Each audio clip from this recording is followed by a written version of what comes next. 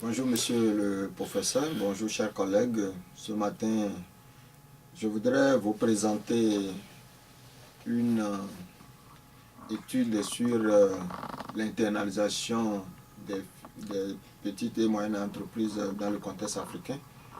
Vous savez, quand on parle de l'internalisation des entreprises, on pense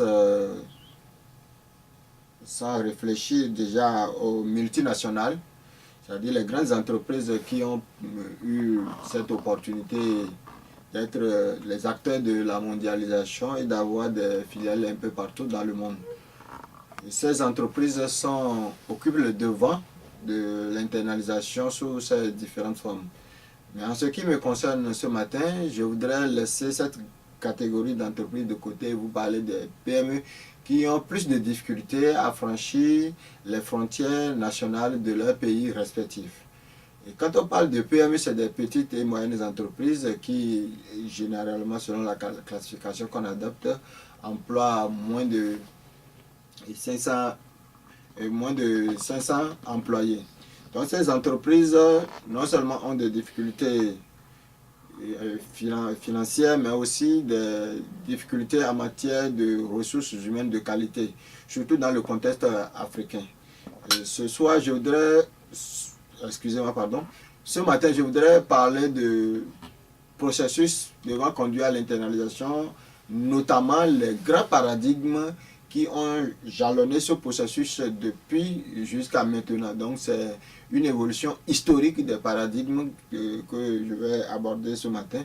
Et sur ce, tout en rappelant le contexte historique, je remonte à la théorie du commerce international, notamment la théorie de l'avantage absolu avec Adam Smith, c'est déjà au XVIIIe siècle, et la théorie de l'avantage comparatif avec Ricardo. Avec Adam Smith, la théorie d'avantage absolu, c'est une théorie qui a été postulée par Adam Smith, ensuite renforcée par Adam et Ricardo en matière d'avantage comparatif.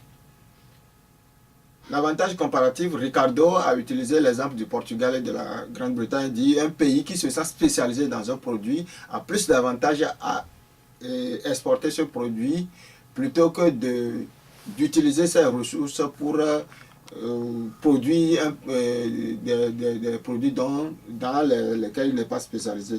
Donc cette théorie a conduit les entreprises jusqu'à maintenant et ça a amené à ce qu'on appelle la division internationale du travail depuis ce 18e siècle jusqu'à 1920, où la nouvelle division internationale du travail a commencé avec la mondialisation maintenant de l'économie mondiale, l'apparition des nouvelles technologies de l'information et de la communication, avec l'émergence des grands acteurs sur la scène internationale aussi, et des pays émergents comme la Chine, l'Inde et le Brésil. Donc dans ce contexte général, il y a d'autres théories après qui ont émergé, d'autres paradigmes en matière d'internalisation des firmes, notamment en 1960 déjà on parle des avantages comparatifs avec Hammer, et des avantages spécifiques avec Hammer. En 1973 on parle du paradigme OLI, ça veut dire que c'est en anglais, Ownership, Property and Internalization, c'est ça qu'on appelle OLI. Donc ça veut dire quoi? Ça veut dire que l'entreprise qui doit aller à l'international et doit pouvoir mesurer ses avantages et exporter ces avantages-là à l'international. Mais il faut dire que cette théorie a été très vite aussi critiquée par d'autres, par l'émergence de la théorie du modèle Uppsala, qui parle de l'évolution graduelle des entreprises, surtout des entreprises, des PME qui ont des difficultés en matière de connaissances, de gestion de connaissances, et liées surtout des difficultés pour l'accès au marché international du fait qu'il y a l'incertitude, il y a les risques à gérer, il y a des problèmes sur l'accès à l'information, les coûts, tout ça là, de transactions dont nous parlerons tout à l'heure aussi. Donc il y a tout ça là qui oblige le modèle Uppsala à préconiser la séquence graduelle, l'étape de l'internalisation. Mais ce paradigme aussi a été critiqué.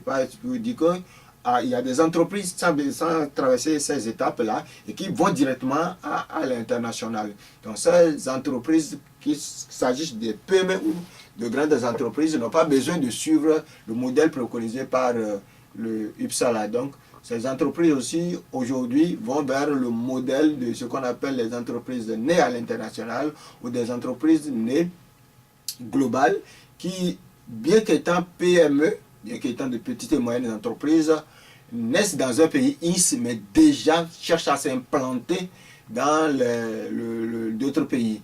Il y a aussi des PME qui naissent aujourd'hui et qui vont directement à l'international du fait aussi des nouvelles technologies de l'information et de la communication, où nous avons des entreprises virtuelles, des entreprises électroniques qui font essentiellement leur commerce par le réseau Internet implanté un peu partout dans le monde. Donc ces entreprises-là échappent à cette grille proposée par le modèle UPSALA. En dehors de ce cadre que nous venons d'évoquer, il y a aussi dans ce cadre-là, il y a aussi le paradigme de coût de transaction. Ça veut dire quoi? Les coûts de transaction, ça veut dire que pour aller à l'international, il y a des coûts nécessairement, les coûts de recherche de l'information, recherche et développement, tout ça nécessite des coûts, les coûts de négociation, l'accès au marché, tout ça. Ça nécessite un coût et ça a été préconisé comme un paradigme pour dire, pour aller, surtout William, qui est l'auteur, le précurseur de ce paradigme, pour aller à l'international, il faut maîtriser certains coûts pour aller à l'international.